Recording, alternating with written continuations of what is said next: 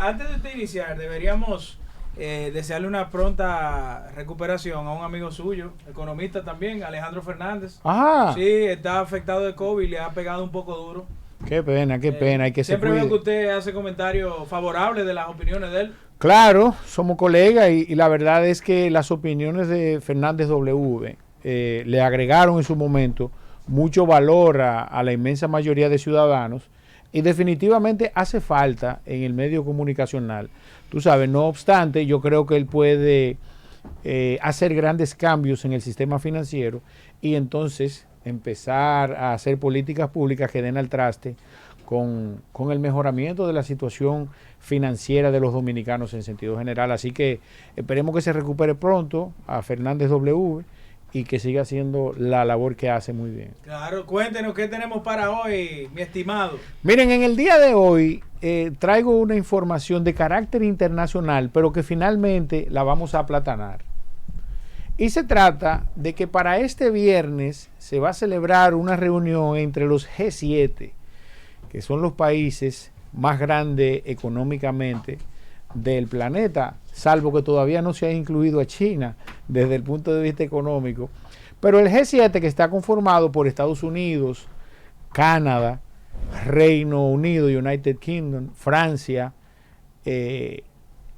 Italia, Japón, esos son los países que básicamente componen el G7. Y esa reunión que se va a celebrar este viernes va a ser llevada a cabo por los ministros de Hacienda de esas naciones y los gobernadores de sus bancos centrales.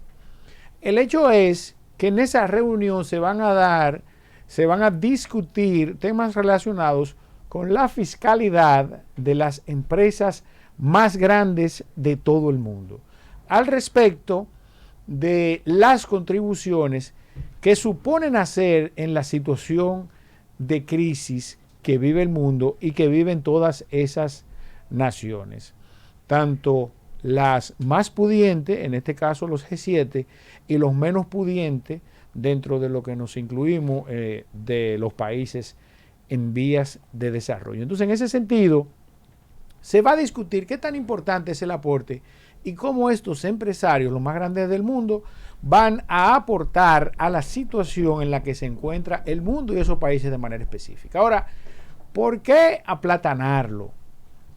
Porque en República Dominicana deberíamos empezar a hacer los aprestos relacionados con ver cómo esos empresarios, los más grandes en este caso de República Dominicana, en alguna medida hacen su colaboración para lograr el fortalecimiento de las recaudaciones y quizás entonces hacer un esfuerzo extraordinario al respecto de su contribución.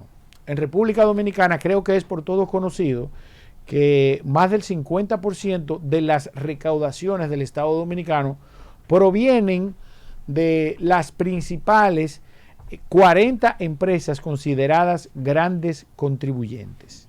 Entonces, en ese sentido, y voy a partir de lo establecido en la ley 253-12, que dio al traste con algunas modificaciones al Código Tributario, con la creación de algunos impuestos, en donde se creó en ese momento un impuesto, no se creó un impuesto, se aumentó la tasa del impuesto sobre la renta de un 25% a un 29% y se fue desmontando a medida que fue pasando el tiempo hasta un 27%, que es el porcentaje que tenemos hoy. Entonces, en ese sentido, ese pudiera ser un mecanismo recomendado para que esas grandes empresas hagan un aporte adicional en función de la situación que está acaeciendo, salvo que en la inmensa mayoría, además, las grandes empresas, al margen de que pueden ser afectadas en ocasión de la situación que estamos teniendo por la naturaleza de las mismas, quizás son las que más se están beneficiando increíblemente. Entonces, en ese sentido, hay que hacer un ejercicio. Yo creo que las autoridades del Ministerio de Economía, Planificación y Desarrollo, las autoridades del Ministerio de Hacienda y el gobernador del Banco Central, en este caso, pudieran ya ir haciendo un ejercicio relacionado con ese posible impuesto para las grandes empresas que todos los años en alguna medida se enriquecen y que inclusive ellos necesitan que haya estabilidad.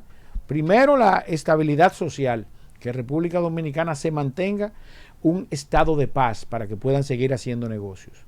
No nos conviene a nadie algún proceso de desestabilización social, eso es lo primero.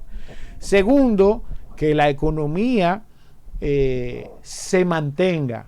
¿Para qué? Para que sus empresas puedan seguir operando y generando riqueza, además de agregarle valor a la economía. Eso en ese sentido. Entonces, eso es una recomendación. Por otro lado, y no menos importante, en alguna medida, llamar la atención de los ciudadanos en sentido general, porque el ver cómo las autoridades han tenido que contraer en alguna medida la economía en la medida en que lamentablemente se aumentan las restricciones, es sumamente contraproducente. Tenemos 4 meses que las remesas aumentaron, en el peor de los casos, un 60%, hasta alcanzar un 135%. En el caso de la economía creció en los meses de enero, febrero y marzo alrededor de un 2.6%, fueron declaraciones del gobernador del Banco Central, y ver cómo lamentablemente se crean nuevas restricciones por el manejo irresponsable no del gobierno. En este caso, lamentablemente, no podemos llamar la atención del gobierno, sino de los ciudadanos, de nosotros los ciudadanos, porque me voy a incluir, cuando de manera irresponsable nos mantenemos realizando toda clase de actividades, entre ellas el famoso teteo Jochi, que definitivamente está dando al traste con la situación que estamos viviendo.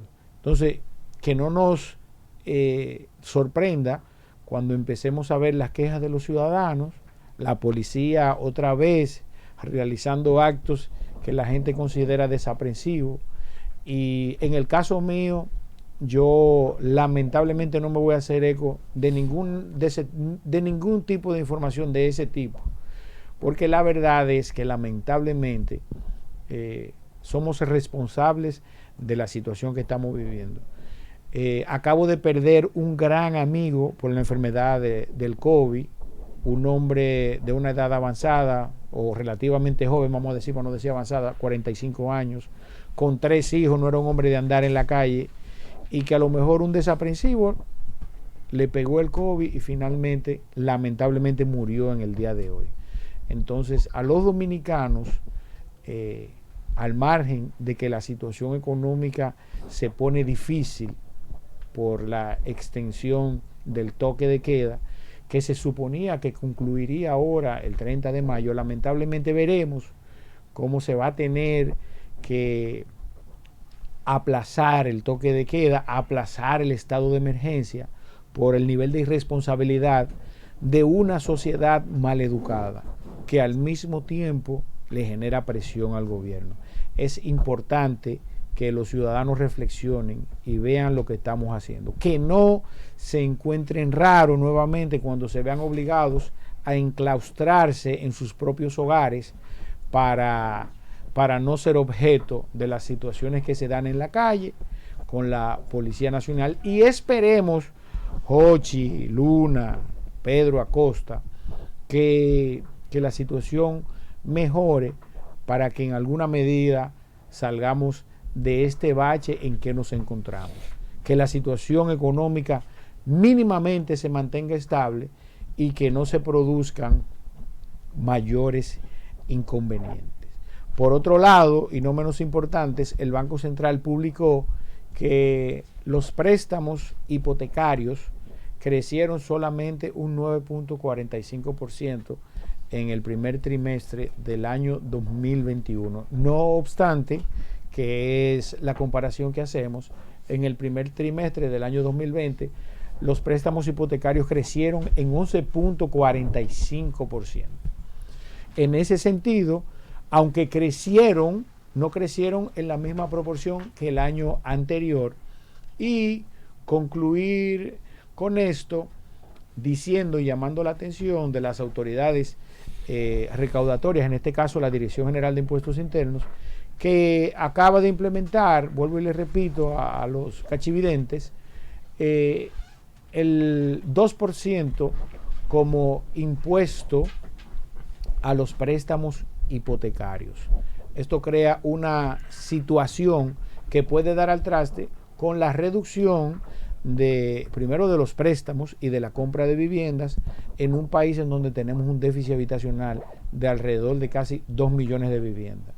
Contraproducente con esto es ver cómo en este caso, que la voy a citar, a la exdiputada Gloria Reyes, que es directora de Prosolid, hablar de la construcción de 60,000 viviendas, y que concomitantemente con eso los ciudadanos que se van a ver obligados a tomar un financiamiento y que van a pagar alrededor de 5 o 6 mil pesos según el planteamiento de ella, por un lado le estén dando un bono y por otro lado se lo estén cobrando a través del impuesto a los préstamos hipotecarios, salvo que se cree algún mecanismo de excepción. Entonces yo creo que deben reunirse el director general de Impuestos Internos en este caso y la directora de Prosol y Gloria Reyes para que le busquen algún tipo de salida y no creen un mecanismo de recaudación para que quienes menos pueden resulten afectados en este caso. Bueno, gracias Israel. Antes de despedirte, vamos a primero solidarizarnos contigo. La verdad que es difícil perder un gran amigo. Y llega un momento donde yo digo que los buenos amigos es la familia que Dios te regala. Te entiendo, yo perdí una persona amada por COVID y es difícil. Sí. De verdad que sí que me sentí mucho dolor en tu dolor y de forma sincera, como nos caracteriza, nos unimos a este luto que te embarga a ti y a la familia de tu gran amigo. De esa persona que dejó 3 hijos huérfanos. Sí. Y aprovecho el comentario también para hacer la solidaridad, pero aprovechar sobre todo para que la gente se vacune, acuda a los centros a vacunarse y a protegerse. Yo me puse la primera vacuna. Mira, loco, si Luna se la puso, la vacuna, señores. No, yo siempre he sido un promotor de ponerme. Hay que ponerse, hay que vacunarse. Digo, yo veía un artículo y he insistido que hay países con mejores relaciones diplomáticas que nosotros. Y que me corrige el economista, con mejores relaciones o con mejor posición socioeconómica que nosotros. Claro. Y no han podido acceder a vacunas y ha sido un esfuerzo que hay que reconocerlo cada vez que uno pueda por parte de la administración del presidente Luis Abinader y un gran desprendimiento político cuando él de su Twitter subió un tweet agradeciéndole al gobierno de la República Popular China con este suministro de vacunas que nos ha dado. Hay que reconocérselo. Que llega 1 millón, yo no sé si llegó. Llegan esta noche otro millón de vacunas. Mire, ya no hay excusas, ya hay vacuna, ya hay todo el mundo se podía vacunar. Ya es la responsabilidad del ciudadano que debe primar, porque la verdad es que estamos en una situación difícil. Miren, ayer fueron incluidas alrededor de 150 camas. Y tengo casos de gente que ha tenido que salir de la ciudad del Gran Santo Domingo a buscar alojamiento en clínicas fuera de la ciudad de Santo Domingo para tratar de sobrevivirle a esta crisis. Entonces, definitivamente hay que hacer un acto de responsabilidad y a todos nosotros que en alguna medida tenemos disponible un micrófono, hacerlo saber. Yo creo que ustedes sepan que hay algo peligroso igual, que aparte del virus que penosamente está azotando muy duro, es lo que está pasando post-COVID. Está dando una gripe increíble posterior al que le dio la enfermedad. Es decir, a usted le dio COVID y después del COVID entonces le da una gripe que es tan dura como el mismo COVID del COVID. Bueno, es bueno también resaltar de forma responsable a los cachividentes que todos los que estamos en este panel tenemos nuestras 2 dosis. Así nosotros estamos vacunados. Yo tengo una. Bueno, pero aquí, por ejemplo, yo tengo rato con mis 2 dosis. De hecho, yo me puse de voluntario en una vacuna experimental para no quitarle a una persona que le correspondía en su momento su vacuna y todos mis compañeros. O sea, aquí estamos siendo responsables tanto de actos como de concientización. Que ojalá, no es una propuesta, Israel, que en la próxima intervención tuya haga un análisis del costo económico que le sería a cualquier ciudadano ponerse en riesgo con este tema del Claro. COVID. Mira, muy buen tema. De no vacunarse. De no inocularse. Bueno, antes de irnos a la pausa, y ya siendo un poquito para pedir la pausa un poco más alegre, no nos olvidemos los cachividentes. José Díaz, activo con tu tarde desde España. Saludos a Israel, dice. También dice, si yo fuera el presidente Luis Abinader, cancelo a todo el aeropuerto internacional de las Américas. Es un atentado contra la soberanía del país y desestabilización del gobierno. Luis Reyes dice, hay bobotécnica profunda, subacuática, aérea y cuántica. Bueno, terrorismo doméstico, dice él también. Zuni López, deberían coger todos los PLDistas presos y depurarlos, y los que sean ladrones, quitarle todo lo robado. Rubén Darío, que también tiene la pandemia, está afectado, uno de los cachividentes más leales nuestros, dice, Ochi, ¿y sabe qué es lo peor del caso? Que Temito Clemontá, aún admitiendo toda esta basura, está libre y en su casa. Juan José de la Rosa saluda, buenas tardes, Dios lo bendiga. También por aquí tenemos, ¿qué más tenemos? Rubén Darío, gracias. Ignacia Paula, Jesús Manuel Núñez, buenas tardes, un cordial saludo de Santiago. Por último y no menos importante, Omar Acosta, también muchos saludos.